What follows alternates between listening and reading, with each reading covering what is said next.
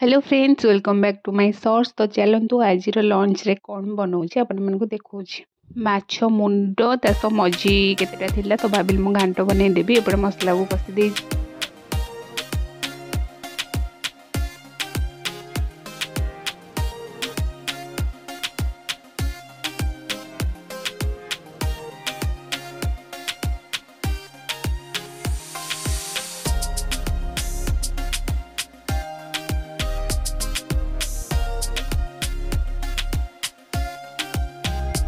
तो एपटे देखिपे माछ चिकेन आम घर को जड़े देते। तो जेहेतु मुझे घाट बनई देती भाविली चिकेन भी बन ना एत सारा माछ चिकेन रखी कौन करूँ से चिकेन पटे कषा बसई नहीं। जो भली गरम स्टार्ट है रोषे कला बेलू तो मजा बाहरी पड़े मो फेस रू देखिपे। तो ये मोर चिकेन रेडी हो गला तो ताऊपर धनिया पत्र पकई नेली।